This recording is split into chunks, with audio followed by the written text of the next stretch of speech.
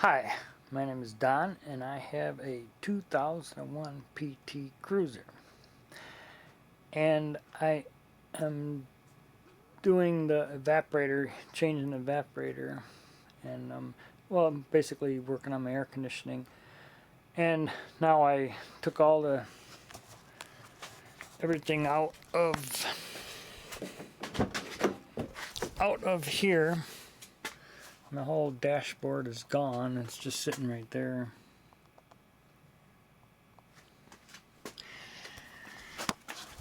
And this is a continuation of my air conditioning video that I had. There are some things that I forgot, but there's one major thing that I figured out is that I was just cleaning up everything and getting ready to put everything back together again. And then I noticed that that hole right there that I first showed you, that is where the inlet air comes from. And this is the inside, what's inside your dashboard. I put the evaporator in. There's a new one right there. I had to bend it a little bit to get it to go in these little holes, but that's the evaporator in there. It's right in there. Then I put the heater core in there, and that's right here, like right there. And I just want to continue on with some of the things that I forgot. I fixed this. I repaired this. This was all kind of like, eaten up by mice or something. This is your recirculate and your air. This would be the recirculate air. That would be open. There's your fan down there. And this is the recirculate air, and then this is the vent where it comes from the outside. And then your vacuum hose goes on to here. The red one here, this thing right here. This red thing goes on here like that. But I'm just getting ready to put this in. I did everything. And there's a couple of clips I put. There's a clip right here, and then there's another clip that is actually, it's behind here. It's behind this it's behind this foam rubber thing. When you take that off, you can get at it. But and also my last video, I forgot that when I took this thing apart, this thing, I tried to get it apart, and some of the screw heads would not turn. It was like they were stripped. It's like they were rusted, but they weren't really so badly rusted, but I couldn't get them out. It's like they were stripped and they wouldn't come out. I couldn't get a wrench on them. I had all my wrenches, I had sockets, all my metric sizes, all the standard sizes, and it wouldn't work. There was like a couple of them, like 3 of them I couldn't get out.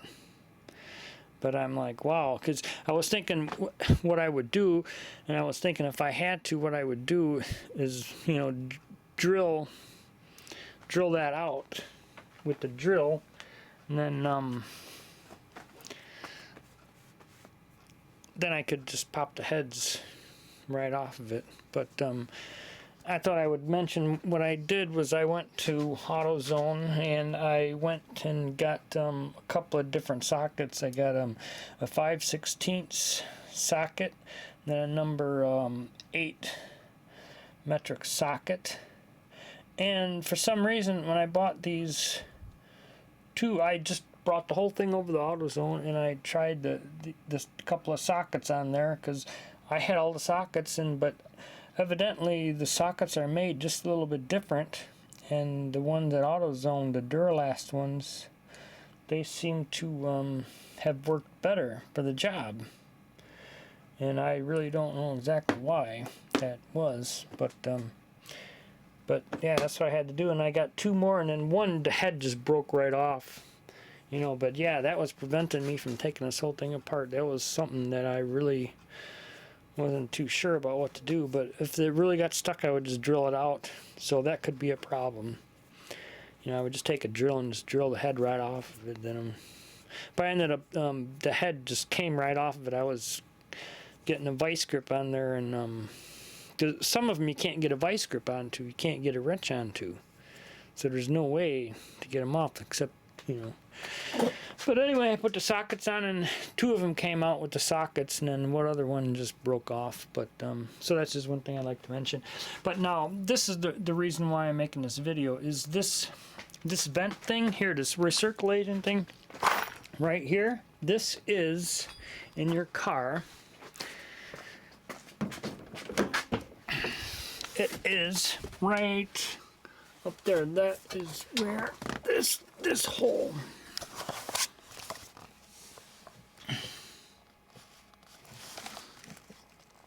I don't know, I have more puffs on it.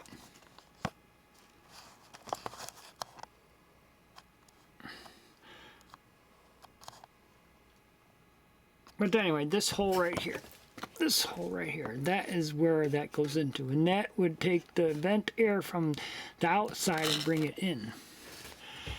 And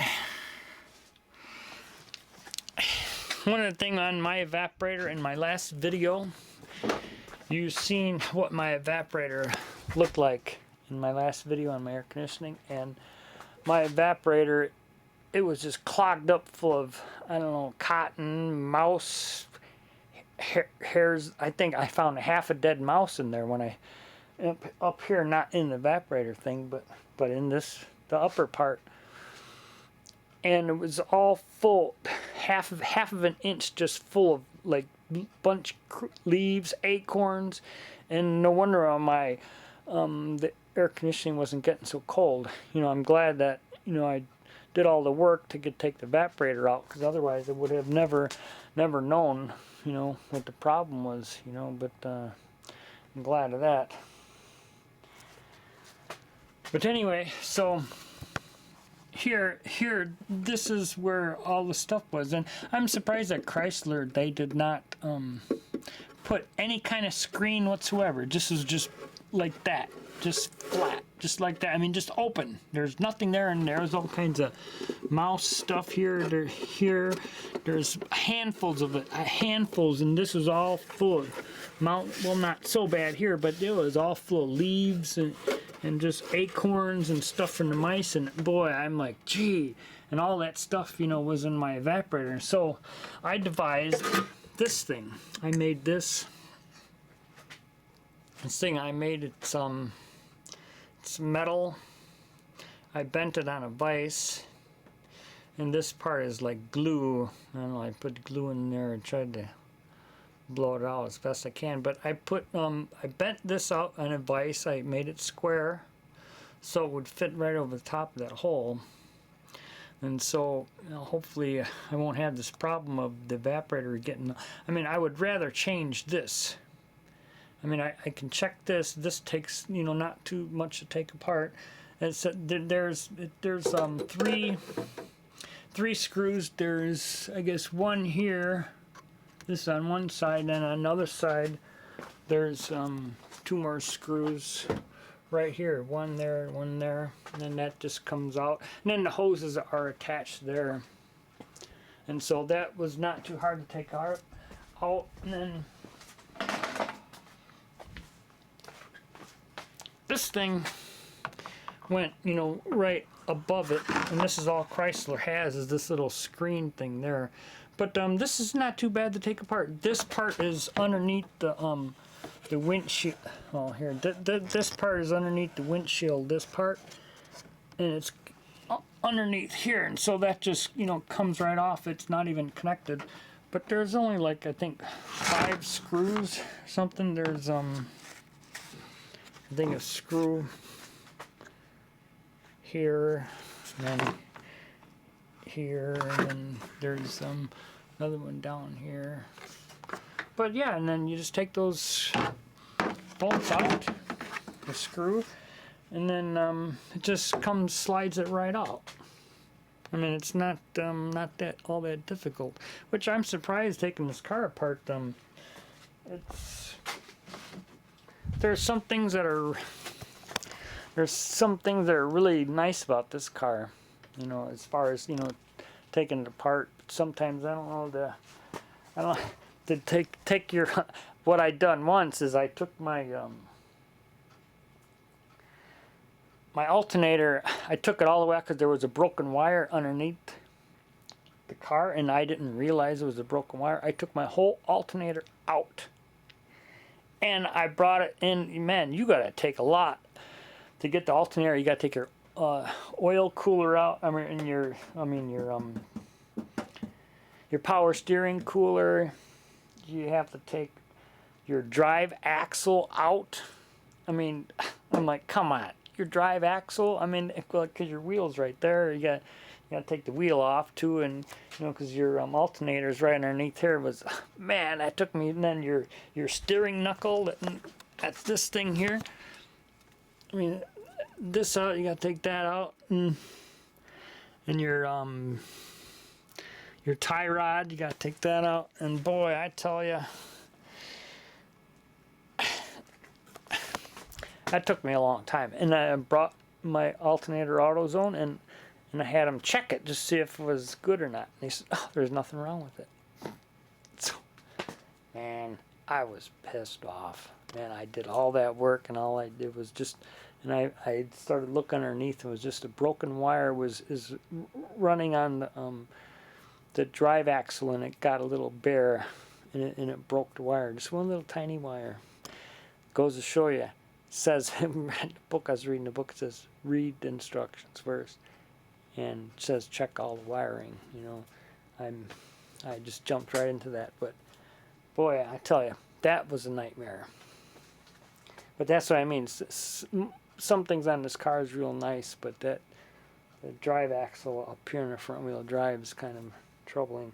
But anyway, so I recommend that probably it's not too hard to check, but I'm devised this little screen thing to put there, and so it's not too hard. I would rather take this off rather than take my evaporator out and have it full of leaves and everything like that. But I made this, and so maybe somebody else should maybe some other way to do it. But this is what I made, and I'm just going to put this right over the top.